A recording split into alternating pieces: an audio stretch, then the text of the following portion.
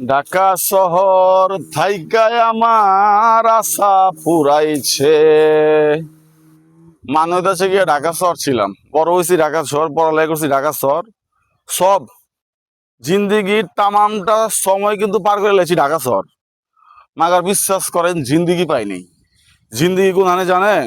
এই যে জিন্দিগি।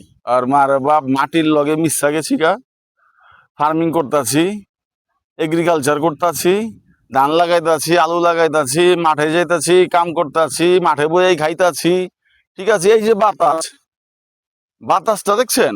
আহ, শান্তি, অন্যরকম একটা বাতাস।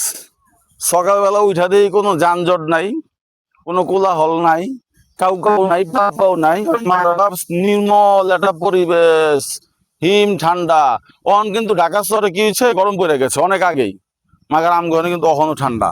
সকালে রাত্রে খেতা খেয়ে দেওয়া ঘুমান লাগে, সকালবেলা মোটামুটি একটা ঠান্ডা ঠান্ডা ভাব থাকে।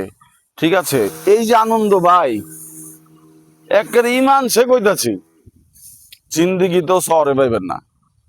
গ্রামে আহেন, গ্রামে আহেন সবসময়, অন্তত বছরে 2টা বার গ্রামে আহেন, এই মাটির লগে থাকেন, এগুলির লগে থাকেন, কিছু করেন, সব তো আর পারবেন না, হিগেন নাই, কিছু কিছু করেন, দেখবেন ভাই জিন্দিগি অন্যরকম ভাই। হ্যাঁ, এই যে ঢাকা শহরের রোবটিক জীবন অতিষ্ঠ। আমি তো যাই না, যাইবার কইলেও যাই না। ও কি করতাছি এটাই তো কইলাম না।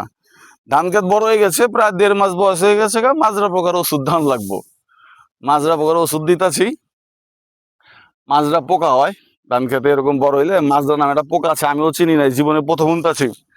মাজরা পোকার ওষুধ দিলে কি হয়, মাজরা পোকাও মরে যায়, ধানের গেলেজ বাড়ে, সারের কাম করে, ধান বড় হয়। তো যাই হোক, আমার এই হচ্ছে কাম কাজ, প্রতিদিন করি। ঢাকা শহরে চিন্তা বাদ দিয়ে দিছি, গ্রামেই থাকুম। আল্লাহ যেই কয়দিন মনে করেন যে জীবিত রাখছে, এনেই থাকুম। দোয়া করেন আমার লেগে সবাই। ভালো থাকবেন আপনারা। আসসালামু আলাইকুম রহমতুল্লাহ বারাকাতুহু।